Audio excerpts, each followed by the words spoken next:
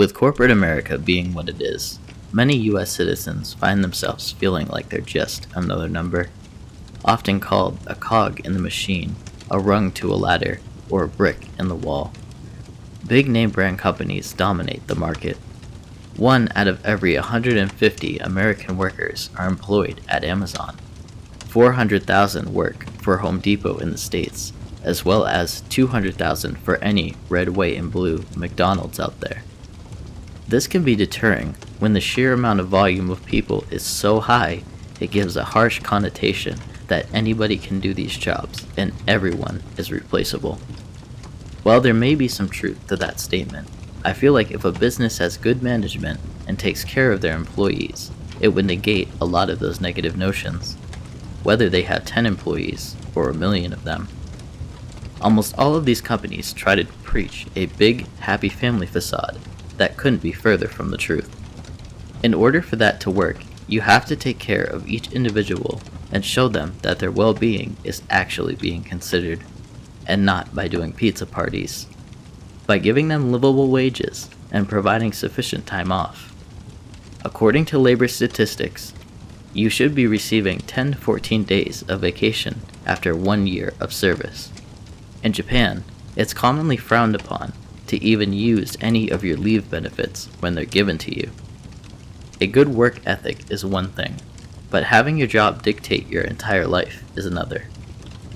I like to use my dad's story as an instance of hope for a happy and healthy work environment, although it didn't start that way. For 20 years, he worked as an engineer in a supervisory role.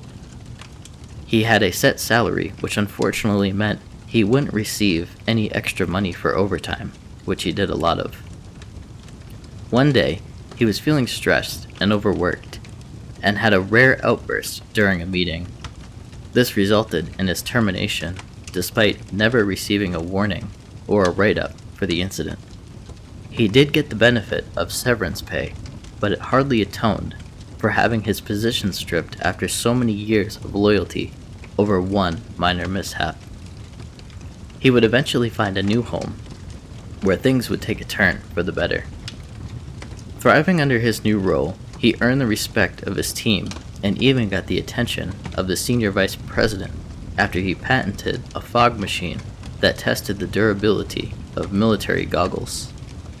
As well as things were going, his health sadly was not holding up. Despite this, the company took care of him because they actually cared about him and his contributions. They allowed him some leniency on his schedule so that he could be there when he was well and stay home when he wasn't. The boss held him in such high regards that they sent us on a trip to Disney World so that I would get to have a fun experience with my father should his prognosis worsen. He thankfully lived for an additional 4 years after that, and every bit of that time mattered. I'll always be grateful and never forget what they did for him. It just goes to show you that by staying dedicated and putting in enough hard work should get you rewarded, no matter who signs your checks.